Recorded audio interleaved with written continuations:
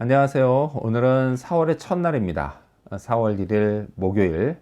오늘은 누가복음 23장 13절에서부터 25절까지를 본문으로 큐티 가이드를 시작하겠습니다. 먼저 오늘 이 본문을 통해 제가 묵상한 예수님은 죽을 죄가 없으신 분입니다. 15절 말씀을 읽어볼까요? 헤롯이 또한 그렇게 하여 그를 우리에게 도로 보내었도다. 보라, 그가 행한 일에는 죽일 일이 없느니라. 아멘. 지금 이 말은 빌라도가 한 겁니다. 자, 이렇게요.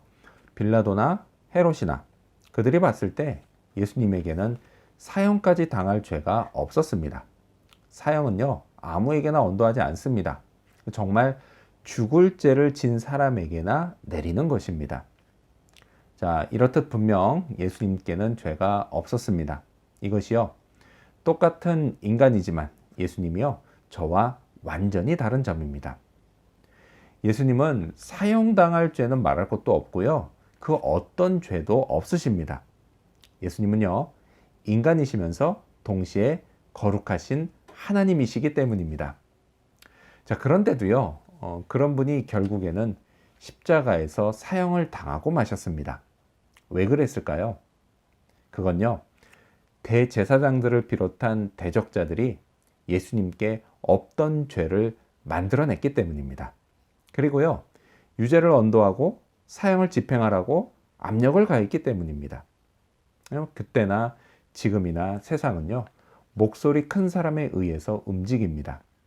자, 그래서 이런 식으로요, 이제껏 세상에는 모함을 받고 그래서 죽임을 당한 사람들이 정말 많습니다. 그들이 얼마나 원통했을까요?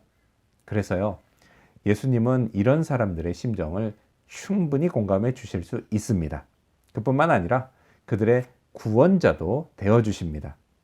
비록 몸은 죽을지라도요, 영혼은 영원한 나라, 천국에 들어가게 하십니다. 그리고 그것에서 억울함을 풀어주시고 또 영원한 안식을 취하게 해 주십니다. 그래서요, 저는 억울한 일을 당할 때 항상 예수님을 찾습니다. 자, 그렇다면 계속해서 오늘 이 본문을 통해 제가 발견한 인간의 모습, 어떤 게 있을까요? 그건 때려서 놓겠다는 빌라도를 볼 수 있습니다. 16절 말씀을 읽겠습니다. 그러므로 때려서 놓겠노라. 아멘. 빌라도가 한 말이죠. 네. 저는요, 빌라도의 이 말이 처음에는 잘 이해되지 않았습니다. 이런 거죠. 아니, 무죄를 언도했으면 그냥 풀어줘야 하는 거 아니야? 이런 생각을 했습니다. 하지만요, 그가 정치인이라는 생각을 하는 순간 그가 한 말이 이해가 됐습니다. 어차피 빌라도는요, 예수님을 자기의 구주로 믿을 생각이 없었습니다. 빌라도에게 중요한 건 뭐냐? 그건 억울한 사람의 무고함을 풀어주는 것, 그게 아니라 고발자들이 만드는 여론의 흐름이었습니다. 자, 빌라도에게는요, 예수 한 사람에게 인정받는 것, 그것보다는 나머지 모든 백성들에게 인정받는 편이 훨씬 나았습니다. 그래서 공의를요, 자기 편으로 만드는 게 낫지, 겨우 12명의 제자들, 그리고 여자들 몇 명이나 따르는 그런 예수 편을 들다가 난처한 일을 당하는 거, 이건 어리석은 일이었습니다. 그리고 거기에 더해서요, 그는 그래도 나름 공정한 판결자도 되고 싶어 했습니다. 그래서요, 나름 합리적인 판결인 예수를 때려서 놓아주겠다라는 말을 했던 겁니다. 이 말 속에는 이런 뜻이 있어요. 내가 예수를 때려서 다시는 예수가 너희 공의를 그 비위를 거슬리지 못하게 하겠다. 그럼 됐지? 이런 의도가 담겨져 있었습니다. 그래서 여론도 챙기고 자기 의도 드러내고 이런 식이었습니다. 하지만요, 빌라도의 이런 태도는 당시 사람들에게는 인정받았을지 모르지만 하나님께는 결코 인정받지 못했습니다. 그래서요, 2000년이 지난 오늘까지도 수많은 사람들이 예수님이 빌라도에게 고난을 받으셨습니다 라고 말하는 것입니다.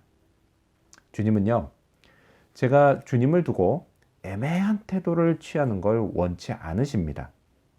사람들에게는 인정받지 못할지언정 주님께 인정받을 수 있다면 그것을 선택하라고 말씀하십니다. 자, 그렇다면 끝으로 오늘 이 본문을 통해서 나에게 주신 교훈, 제게 주신 교훈이 뭘까요? 그건 목소리 크다고 다 진리가 아니다 입니다. 23절 말씀 읽겠습니다. 그들이 큰 소리로 재촉하여 십자가에 못 박기를 구하니 그들의 소리가 이긴지라. 아멘. 그들은요, 진리라서 이긴 게 아닙니다. 단지 목소리가 컸을 뿐입니다. 자, 요즘 세상은요, 목소리가 큰 쪽이 이깁니다. 자, 이 같은 원리는요, 민주주의 사회에서도 적용됩니다.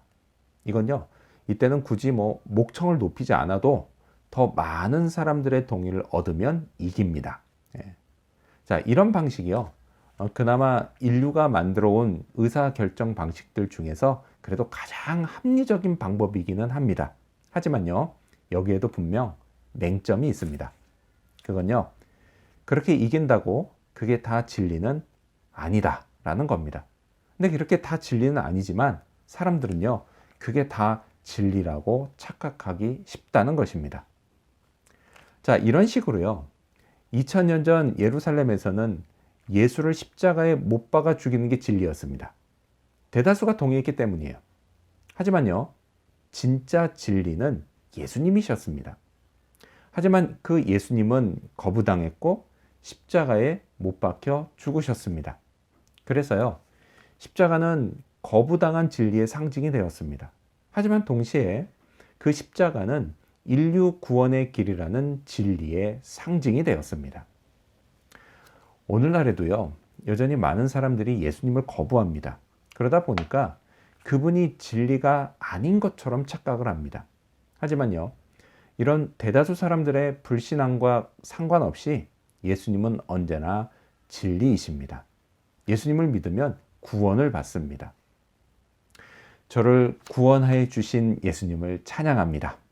그리고 주님 앞에서 애매한 태도를 취하지 말아야겠습니다. 저를 위해서 모함 받으시고 십자가에서 대신 죽으신 예수님, 그 예수님을 저는 더욱 사랑해야겠습니다.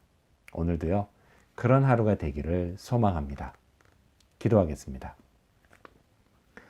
죽을 죄가 없으신 예수님, 따라서 억울한 일을 당한 자들의 심정 누구보다도 잘 알아주시고 또 풀어주시는 그 주님, 그 주님께 정말 힘들고 억울한 일 당할 때마다 주님 찾아가고 주님께 위로를 받게 하여 주시옵소서. 그리고 사람들에게 비록 인정받지 못한다 할지라도 주님께 인정받는 것이라면 그것을 용감하게 선택할 수 있도록 도와주시옵소서.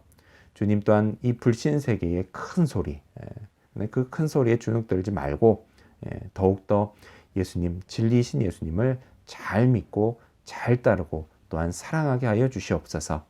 오늘 고난주간의 하루, 주님 오늘 그 예수님을 더욱더 묵상하며 예수님 살아가는 그런 하루가 되도록 도와주시옵소서. 감사드리며 예수님의 이름으로 기도합니다. 아멘.